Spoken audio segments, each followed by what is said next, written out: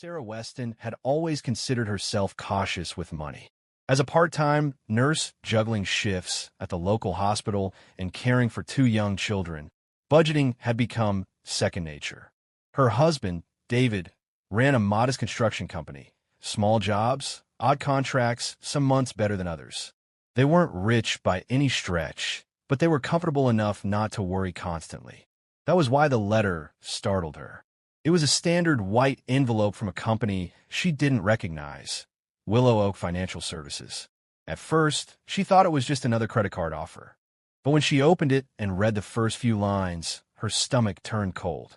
Dear Miss Sarah Weston, we are pleased to confirm that your personal loan application for £25,000 has been successfully processed. The funds have been disbursed to your nominated account on. Sarah dropped the letter on the kitchen counter, her fingers trembling. Her first thought was that this had to be a mistake. She had never applied for a loan, certainly not for such a large amount. She was meticulous with her credit. Her parents had drilled that into her from a young age. A part of her wanted to believe it was just a clerical error. Maybe they had sent the letter to the wrong Sarah Weston. But her name, her address, even her mobile number were listed correctly. That made the hair on her arms stand up. She called the company immediately. After a long wait on hold, a polite-sounding representative confirmed that yes, the loan had been applied for online, and yes, the application included a copy of her driver's license and a utility bill. Both documents she had kept stored in a locked cabinet in their bedroom. Which account did the money go into? Sarah asked, her voice sharp with a tension she could barely contain. I'm afraid I can't give you that information without formal identification, ma'am. You'll need to file a fraud report if you believe this loan was unauthorized. That night, David came home late, as he often did lately. He smelled faintly of beer and drywall dust, and he looked exhausted. Sarah didn't ask where he'd been. She waited until he sat down at the kitchen table and slid the letter across to him. What is this? She asked. David squinted at it, rubbed his temple, and exhaled slowly. Oh yeah, that. I'm going to talk to you about it. You meant to talk to me about taking out a £25,000 loan in my name? It's not what you think, he said quickly. There was this business deal, an equipment upgrade. The bank wouldn't approve it under my name because of some old debts. I thought it would be easier to use your name just for the paperwork. I was going to tell you. Sarah stood silently, letting the weight of his words hang in the air. She didn't scream. She didn't cry. She just stared at him.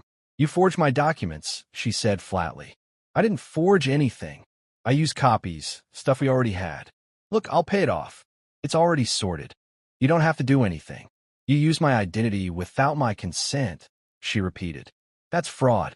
David raised his hands, defensive. It's not fraud if we're married. It's all family money, anyway. What's mine is yours, right? She stared at him in disbelief. His words were not just dismissive, they were dangerous. He was rationalizing criminal behavior like it was a white lie.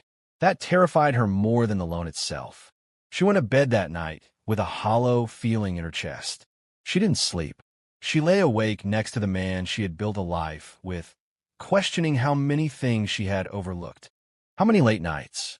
How many client meetings and vague bank transfers had she just accepted without thinking? Over the next few days, Sarah began to dig. She requested her full credit report from multiple agencies. The loan had indeed gone through. On her name, tied to her social insurance number. And it wasn't the only red flag. There had been a credit check from a luxury car dealership 2 months prior. A new card account had been opened in her name and maxed out on retail purchases. Her gut told her this wasn't about a construction tool upgrade. She called their bank. She asked for printed statements of all activity for the last 6 months, including savings accounts she didn't normally monitor. Some of the transactions didn't make sense. Hotel bookings, jewelry purchases, a recurring transfer every Friday to a personal Monzo account under the name C. Vaughn. That name triggered something faint in Sarah's memory. She opened David's Facebook, scrolled through old posts, and eventually found it. Candace Vaughn, a younger woman who had briefly worked in his office as an assistant. Pretty, bright smile. Gone after a few months, no explanation given. The more Sarah uncovered, the more the silence between them made sense. The withdrawn looks, the distracted evenings, She had chalked it up to work stress. Now, it felt like she had been living with a stranger. And worse, he had used her legally and emotionally. But instead of confronting David right away, Sarah began to prepare. She made copies of every document, every statement, every email confirmation. She took photos of the forged application pages and highlighted fields where her handwriting and digital signature had been faked. She visited a solicitor recommended by her hospital colleague, who had gone through a messy financial divorce. The solicitor confirmed that David's actions could be classified as identity fraud, even within marriage, since Sarah had not given consent and the accounts were under her sole credit. "You have two options," the solicitor said. "Press charges or negotiate terms that protect you, ideally both." Sarah didn't know what she wanted yet, but she knew one thing. She would not let this break her quietly. Not for her children, not for herself. The man she thought she knew had crossed a line she could never unsee. And this time, she wasn't going to let love blind her from the truth. Sarah sat in the corner of the local library, her laptop open in front of her and a thick notepad filled with dates, figures, and highlighted names. Her phone lay beside her, set to silent, though it occasionally buzzed with David's texts, short, evasive messages asking if she was okay or reminding her to pick up groceries. She ignored every one of them. Her hands trembled slightly as she scrolled through her online banking portal again, comparing transactions with the credit report she had requested. There was a pattern, and it was becoming clearer by the hour. The weekly transfers to Vaughn weren't random. They aligned with payments to boutique stores, hotel stays, and high-end dining spots across town. Not places she or David ever went together. Most of their outings involved family diners or takeout on the couch. But these charges, £265 at La Brasserie, £420 at Belvedere Suites, £310 at Diamond Bloom. These were not business expenses. These were indulgences, luxuries, things David never brought home, never shared. But someone else had received them. Sarah pulled up Facebook again and typed the name she now couldn't get out of her mind. Candace Vaughn. The profile was private, but the profile photo was visible.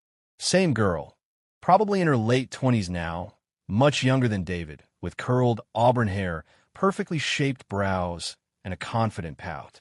A few years ago, Sarah had seen her at the office party, polite, overly familiar with David, but she dismissed it as a phase. Young girls sometimes latched onto bosses for mentorship or flirted a little too eagerly without real intent.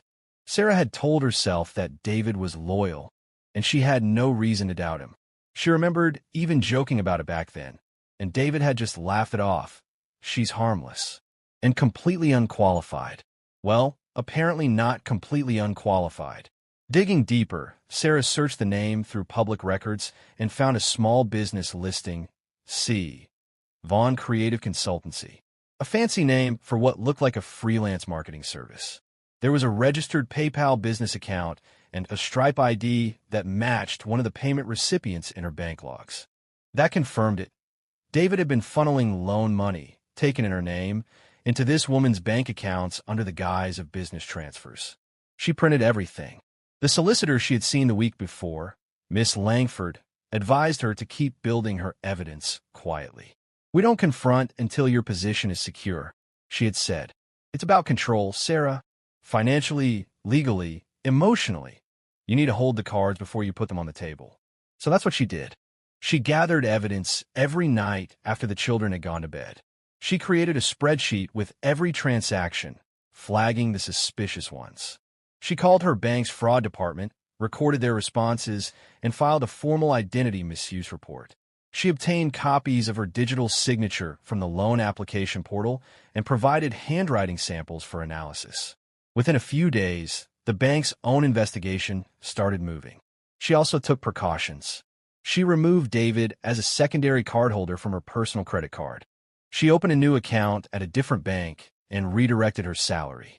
She stored all physical documents, passports, birth certificates, bank books, in a separate locked box she kept in her hospital locker. She wasn't paranoid. She was prepared. But it wasn't just the financial betrayal that haunted her. It was the intimacy of the deceit. Each receipt felt like a needle, tiny, precise, and cruel. One evening, Sarah found an emailed confirmation for a weekend at a spa retreat, addressed to candice.vaughn@gmail.com with the subject line Happy Anniversary. The date? It had fallen on their wedding anniversary. While Sarah had stayed home that weekend with their son who had come down with a fever, David had said he was working a last-minute job 2 towns over. She remembered that weekend well. She hadn't even been angry at him. She told him she was proud he was keeping the business afloat during hard times. She had no words for the level of betrayal that realization brought. It wasn't just infidelity, it was exploitation. Sarah debated confronting Candice directly. She drafted messages she never sent. Some angry, some calm, some asking for truth, others threatening lawsuits. But every time she hovered over send, she stopped herself. Candice wasn't the one who signed the loan papers. She wasn't the one who said I do, who promised to build a life, who made children with her. No, the rot was deeper, and it lived inside her own home. When she confronted Miss Langford again about pressing charges, the solicitor nodded thoughtfully. Sarah, you're not just the victim of infidelity. You're the victim of identity theft and financial abuse. If he forged your signature and used personal documents, you're well within your rights to file a criminal complaint. But it will get messy. Divorce, custody, your credit reputation. It all becomes part of that case. Sarah knew that. She wasn't naive, but she also wasn't willing to stay silent. She wasn't going to let David continue living like nothing happened. On a rainy Thursday afternoon, she asked her close friend Melanie to babysit the kids for a few hours. She visited the police station, file folder in hand. Inside were copies of the fraudulent loan documents, highlighted payments, printouts of messages and emails, and her own sworn statement. The officer on duty was professional, if surprised. She explained the situation in full. She emphasized that she wasn't trying to punish out of anger. She was protecting herself.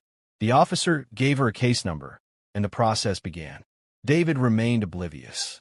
He still kissed her cheek in the mornings, still made jokes at the dinner table. Maybe he thought she believed his story about the business deal. Or maybe he just didn't care. Either way, Sarah was done waiting. She arranged a private meeting with her financial advisor. With his help, she restructured her debt to limit the damage. The loan couldn't be canceled outright. Not until legal proceedings proved fraud, but she could begin protecting her credit score, isolating liabilities, and filing counterclaims. At night, she stared at the ceiling and thought about the woman she had been, trusting, tired, patient, and the one she was becoming. Every document she printed was a step forward. Every detail she uncovered gave her clarity. David had thought he was clever, that she'd never notice, or worse, that she wouldn't do anything even if she did.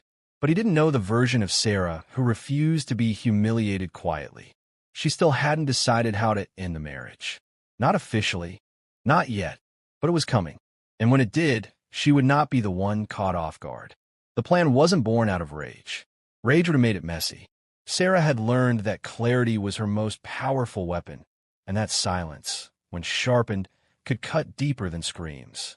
Over the weeks that followed her quiet investigation and police report filing, she spoke to David as if nothing had changed. She packed lunch for the kids. She kissed their foreheads. She folded laundry next to him while he watched football and scrolled through his phone. He never noticed the difference in her gaze. He didn't ask why she stopped asking about his day. He didn't notice when she began withdrawing pieces of herself like stepping out of a cold bath, inch by inch. Sarah had asked her solicitor what would happen if she gave David a chance to come clean before she took the case further. Miss Langford had sighed and warned her that few men in his position admitted wrongdoing. But Sarah wanted to look him in the eye, wanted to give him that final chance to be a human being before she turned the page. Not because she owed him that, but because she needed it for herself. So she planned the dinner. She booked a table at one of David's favorite restaurants, the kind of mid-range Italian place they hadn't visited in a while. She picked a Friday evening and arranged for her sister to take the kids overnight. She didn't want them around for what was coming. She called David at work and made the invitation sound casual. Let's get out of the house. Just you and me. Like old times. He responded with that boyish charm he always turned on when he was pleased with himself. Finally, I thought you forgot how to date your husband. She smiled into the phone. I'll book something for 7:30. She spent the day preparing, not emotionally, but practically. She printed 2 sets of documents and placed them in separate envelopes. One was a detailed letter from Miss Langford, outlining the legal implications of David's fraudulent loan in Sarah's name. The letter gave him the opportunity to accept liability and agree to Sarah's terms in writing, or face a formal lawsuit that included identity theft charges and possible criminal proceedings. The second envelope contained divorce papers, served not through court, but presented as a personal decision, ready for his signature. That night, she dressed simply. No dramatic lipstick or uncomfortable heels. Just a soft blue blouse, dark jeans, and the same wedding band she hadn't yet taken off. As she looked at herself in the mirror, she didn't feel like a victim. She felt like a woman who had outgrown the man beside her. David was already at the restaurant when she arrived. He had even shaved. He looked normal, comfortable, as if he still believed the lie he'd told her weeks ago, that the loan was just business, that everything was under control, and that Sarah would move on because she always did. They ordered food. He joked about work, some new client who didn't want to pay on time. He asked if she remembered their trip to Lake District years ago. We should do that again, he said. Maybe take the kids this time. She smiled politely. She drank slowly, letting him settle into the illusion. When the main course was cleared, she took out the 2 envelopes from her purse and placed them on the table between them like playing cards. His smile faded slightly. What's this? He asked. Sarah didn't answer immediately. She looked at him for a long time. She wondered how many lies lived in those eyes, how many hours he had spent sneaking around, spending her credit on a life with someone else while still kissing her goodnight. Finally, she spoke. One of them is a letter from my solicitor. The other is the beginning of the end. David laughed nervously. Was this a prank? She said nothing. She just gestured for him to open the first envelope. He pulled out the legal document, unfolded it, and began reading. Slowly, his expression changed. Confusion gave way to panic. His face flushed.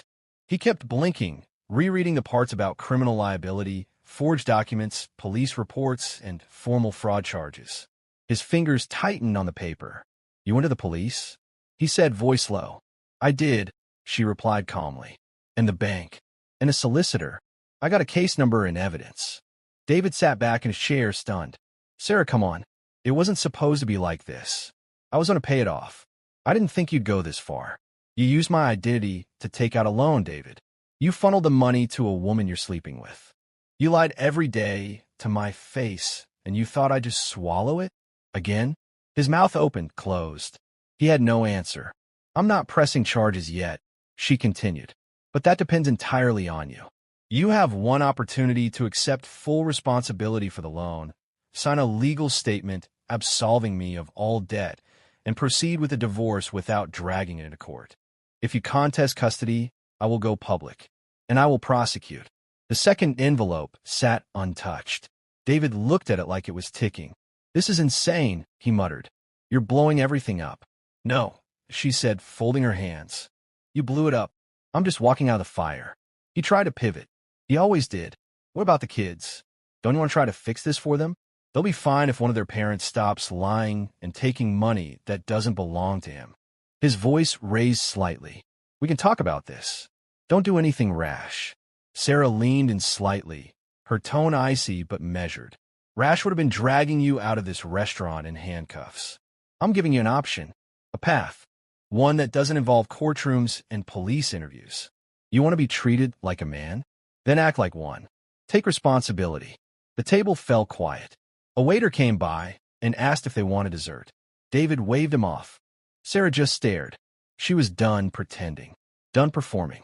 After a long silence, David finally opened the second envelope. His fingers trembled as he pulled out the divorce papers. She had already signed her section. Her name, Sarah Weston, looked steady, confident, across the bottom.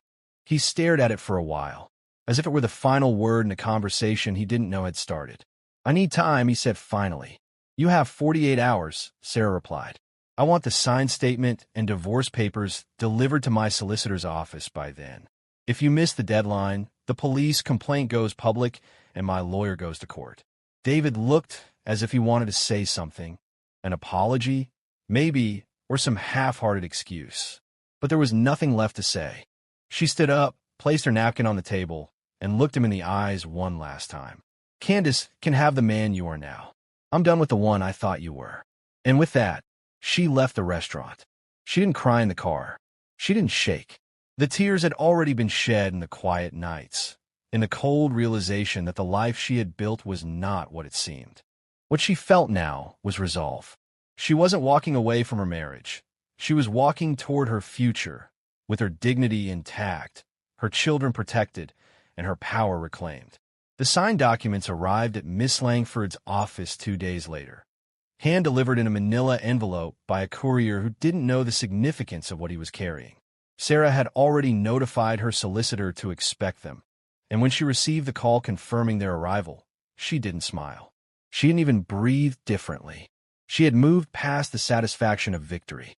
Now came the part she hadn't anticipated, the quiet, slow reconstruction of her life from beneath the debris. David hadn't fought. He hadn't called. He hadn't begged or threatened. In the end, he had signed both the divorce papers and the declaration of financial responsibility, accepting full liability for the fraudulent loan and credit charges. Perhaps it was shame. Perhaps it was the realization that Sarah would not back down. More likely, he knew that with the police report and documentation she'd gathered, his chances in court were thinner than the lies he had lived on. Sarah didn't wait around for a confrontation.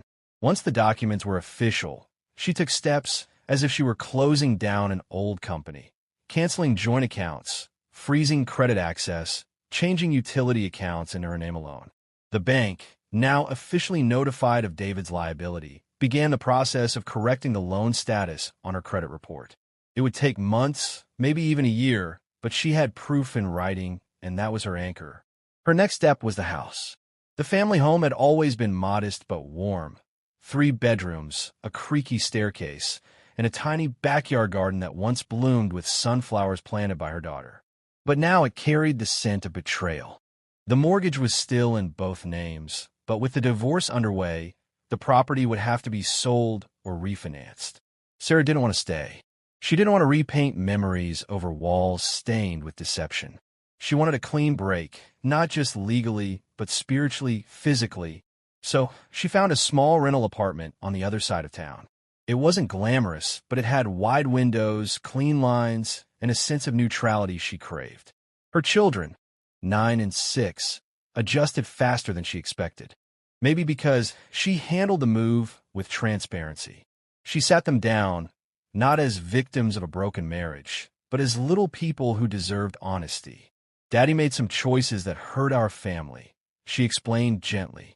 And we're starting over, just the 3 of us. Somewhere new, somewhere safe. They had nodded, with more curiosity than sadness. Children, it turns out, can endure quite a lot if they trust the person guiding them. In the months that followed, Sarah rebuilt in quiet, deliberate steps. She took on more shifts at the hospital, sometimes working overnight when her sister could stay with the kids. She applied for a financial hardship reassessment through her credit union and was accepted into a temporary rehabilitation program that helped mitigate the loan's effect on her credit rating. Her bank manager, a woman named Clara, had taken a personal interest in the case and called Sarah once a week just to check in. I've seen stories like yours before, Clara told her once. But not many women handle them with the level of clarity you did. Sarah didn't feel particularly brave. She felt awake, for the first time in years. She joined a local support group, not for divorcees, but for women who had experienced financial betrayal. There were all kinds. Women whose partners had gambled away their savings. Women whose names had been used to rack up debt. Women whose identities had been sold for business ventures or secret affairs. They sat in a circle on metal chairs, sipping tea, and told stories that mirrored her own in eerie detail. And in those meetings, Sarah didn't feel ashamed. She felt seen. It was there that she met Olivia, a former accountant turned financial coach, who encouraged her to share her story more widely. At first, Sarah hesitated, but something about speaking out, anonymously at first, felt empowering. She began writing blog entries under a pseudonym. detailing her journey from discovery to legal resolution to emotional recovery. She didn't write with bitterness. She wrote with the sharp edge of clarity. One entry went mildly viral, picked up by a financial advice website that interviewed her under a fake name and asked her to contribute a monthly column. Her insights, written from a perspective of someone who never thought she'd be targeted, resonated with thousands of readers. Meanwhile, David faded into the background. She heard through mutual friends that his business had slowed, that Candace had left him weeks after the financial fallout began. Apparently, the car he leased for her was repossessed, and the apartment he rented in her name had been vacated. There were no public scenes, no messy outbursts, just quiet consequences. He had signed the loan responsibility letter, but struggled to keep up with payments. The bank had begun formal collections. Sarah didn't celebrate his downfall. She didn't need to. That part of her had been shed like old skin. What she cared about now was rebuilding her life, not as someone's wife or as someone's victim, but as her own architect. She took the children on a road trip the following spring, just the three of them, driving up the coast and staying in little seaside motels. They collected shells, laughed over cheap diner food, and for the first time in years, Sarah slept through the night without checking her phone or second-guessing her choices. One morning, while watching her son build a sandcastle, she thought about the moment she had first opened that loan letter from Willow Oak Financial. That version of her, the woman who stood frozen in her kitchen, heart racing, felt like someone she no longer knew. And maybe that was the truest part of healing, not pretending it never happened, but becoming someone new because it did. On the anniversary of the divorce being finalized, she didn't throw a party. She didn't light candles or make posts on social media.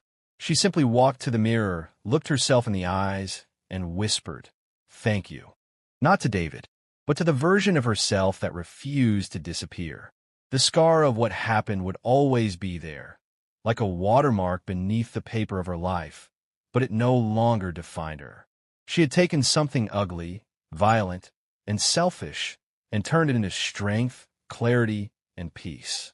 And that, more than any courtroom verdict or legal win, was her final act of justice.